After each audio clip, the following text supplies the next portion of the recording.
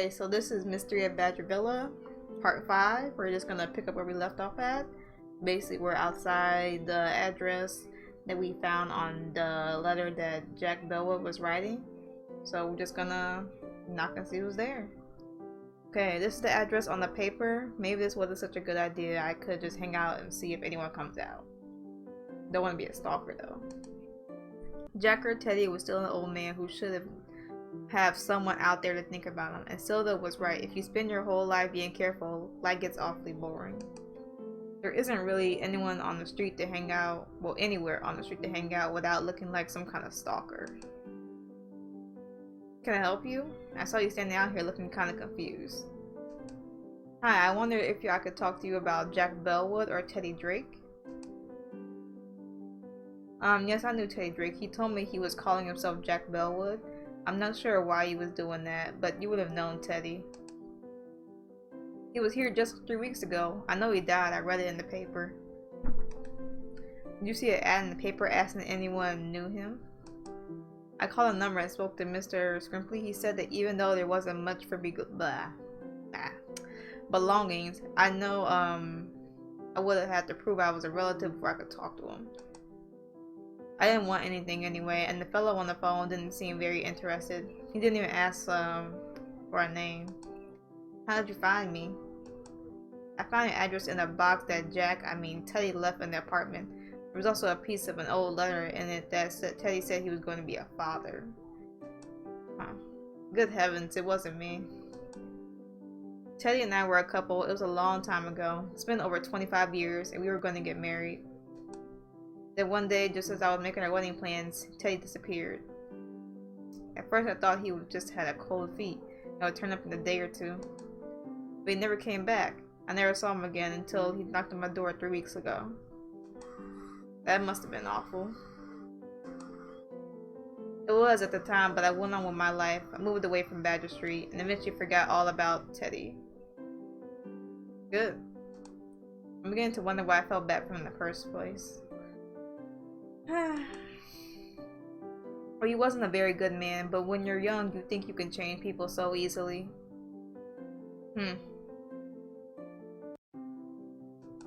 He said he went up north and ended up a very successful businessman, but then Teddy was prone to exaggerations. Let's see. Thing real quick. I want to change something. There we go. So he's a liar. Why did he come back now? He told me he wanted to find his child, and it seemed that while I was making wedding plans, Teddy was seeing another woman. So a liar, a cheater, what else? After all these years, after running all on you and the other woman, he sure had nerve coming back now. That was just like Teddy. He could never face up to anything. Who was the woman? I have no idea. I asked him, but he didn't answer. He said it was someone from the old neighborhood. I thought he'd tell me in time, but then I guess time ran out.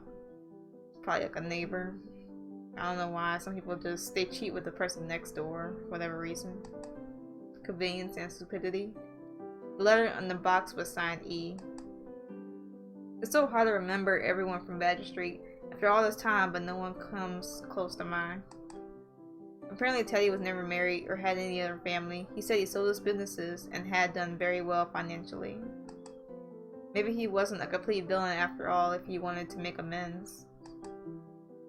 I think he knew he had a bad heart and wanted to make things right. That's all I know from the whole situation. I wouldn't take up more of your day. Well, I won't. Thanks for the tea and conversation.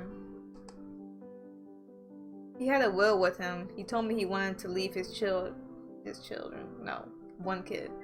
all the money. If Teddy was telling the truth, someone will come up into a lot of money. You don't happen to know if a will was found? I helped Mr. Scrimply empty out the apartment and there was nothing. If you find out anything, will you let me know? Sure, I'll give you a call. Thanks again. Okay. I should have stayed home and finished watching. Now I had more questions and still no answers. Rose seemed nice, but I don't think she was telling me everything. James, what are you doing here? I'm meeting a friend who lives down the street. What are you doing out here? I was visiting a friend too. Wow, I don't believe in coincidence, and here we are. I could buy you coffee. I thought you were meeting a friend. I'm a bit early. Okay then, sure.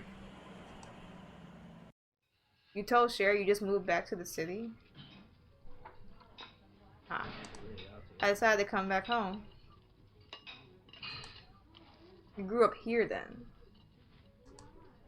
I told you before that my life is a boring story. So how was your apartment, or is that off limits too? The apartment is not bad considering the neighborhood. You must find Badger Villa a real change from what you're used to. Not really. When I was growing up, my mother and I moved all the time. I lived in some high-end places, but also lived in places just like Badger Villa. I'm beginning to like it here. Well, that's good. It must have been hard to find that guy dead just down the hall after you moved in. I have to admit it shook me up. Do you know anything about him? Not a thing. Why? No reason. I was just wondering. There goes your phone again. It's my friend. He's probably wondering where I am. I should get going. I should get going too. See ya. He doesn't want to talk about himself. There's something really fishy about that guy. I've turned this box inside out and there is anything else to be found. I really need to get back to the Scrim Police. So Teddy has an heir to his throne. The throne. Why did I say that? Fortune. If he was telling the truth, according to Rose, he was a notorious liar. And some cheater. Cheater also. Sherry says she was adopted. I hope it's Sherry. She deserves to come into some good luck. Or it could be Dex. He seems to have a mysterious absent father, according to Sherry. But it's probably someone who moved away long ago. Teddy wasn't a very good man. Typical of me to always get involved with the wrong man. I'll have to add that to my list of things Lily needs to change. Mind your business. I'm sorry, okay? Call me. Oliver, I was just thinking about my bad taste in men, and look who pops up. He still hasn't gotten the message that I don't plan on talking to him. I wish he would give up and, you know, at least he doesn't know where I am, and he's going to stay that way. Yeah, that's good. I have to admit though, sometimes I think I would like to see him again. No. That's a trap. Be strong, Lily. I see you're checking your phone. Is that X still calling? Yeah, and I'm still not answering. I saw Rose Padmore this afternoon. Let's say morning. Who's she?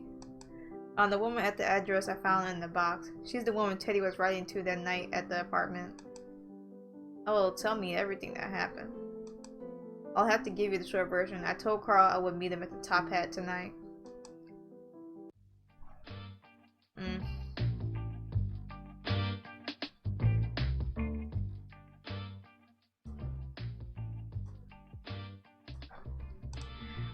You ready to get started? I'm ready to get the show on the road. Let's figure out how to keep this place open. You have 2 stone ovens back there. Why don't you use them? It's a lot of work to keep them going. I'm usually the only one back there. You need to make making pizzas in those ovens. Carl, stone oven pizza. You're a good cook, Carl. Pizza will be simple and you can make a good profit on it. True. I could do that if I had some help in the kitchen. My parents used to sell pizza all the time. When I had to run the Top Hat by myself, I just jumped in and tried to keep everything going. Then things started falling apart around here, and I never did to get to the pizza ovens. You just hired James. You can teach him how to use the ovens. Let's make a takeout menu. Well, look at the time. It's getting really late. Let's call it a night. I'll come out again tomorrow night and we can finish off the pizza takeout plan. Yeah, I don't think I've seen you actually smile before. Yeah, he actually is smiling, which is nice to see. It's been a rough couple months. I admit I'm not naturally a jolly person anyway. Jolly as in Santa Claus? No, not even close. Carl, I need your help with something though. What is it? You're helping me out a lot here, so I'll help you. It all started with Jack and helping Mr. Scrimply clean that apartment, and finding a box with a letter and a paper with an address in a hidden drawer. Man, Lily, you really got yourself into something. Teddy really isn't your problem though, so just let it go. That's what Sherry told me, but if we don't do anything, maybe his kid will never know about the inheritance. Scrimply's aren't going to do anything about it. I don't think Rose was telling me everything. She asked me if I found the will and Teddy's things. Don't you think that's kind of odd? Where do you think this will is? Could be anywhere. It might not even be a will. I have no idea. I only know that it wasn't with Teddy's things. Are you sure? You know that the Scrimply is a hopeless piece of work. He wouldn't lift a finger unless the missus was standing over him yelling. Teddy's child must be at least 25 years old by now. Do you think he might still be around?